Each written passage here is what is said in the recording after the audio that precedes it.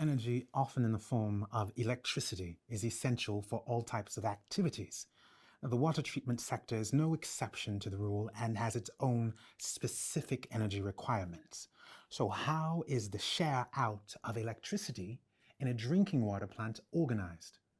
Well, to answer this question, we will first look at energy distribution in a facility, then take a closer look at high consumption items. It's interesting to analyze a drinking water plant's electricity consumption. Now, water crosses different treatment stages, which are generally pretreatment, clarification, filtration, possibly a polishing stage, and disinfection. So here we will look at a case that occurs very frequently, that of a regular drinking water treatment process, i.e., without any specific treatment related to the polishing stage. Now, at each of the stages, electricity is consumed so that the plant's various electrical and electromechanical equipment can function.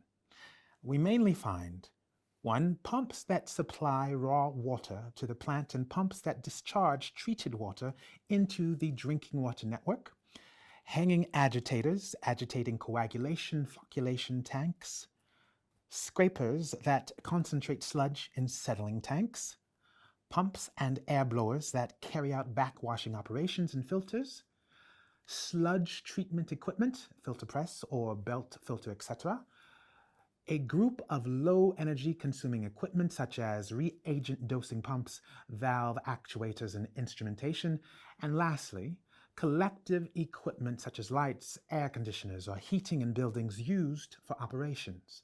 So, let us look more closely to equipment that consumes the most energy within these areas. In a traditional plant, raw water supply pumps and treated water discharge pumps account for most of the energy consumed. Now, the energy share of these pumps usually accounts for 60 to 90% of the site's total electricity consumption. Now, in second position is the equipment related to the processes, which will vary from plant to plant. Now, in the case of a traditional process, this mainly concerns clarification and filter washing. Estimating energy consumption per equipment is calculated by multiplying the number of operating hours by its power input.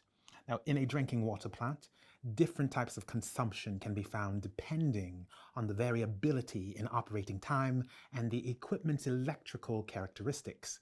This information is generally provided under what is called the plant power balance. So, sometimes equipment may operate for a long time, but it does not require much power. There is also equipment which does not operate for a long time, but requires a significant amount of power. Now, it is essential to multiply operating time by power consumed in order to have a good idea of the equipment's energy consumption. However, some consumption items are frequently high consumers because they require both a lot of power and operate continually. Raw water and treated water pumps are examples of high consumers. What you need to remember about energy consumption in a drinking water treatment plant. A water treatment plant comprises different electrical and electromechanical equipment such as pumps, agitators, or scrapers that consume electricity.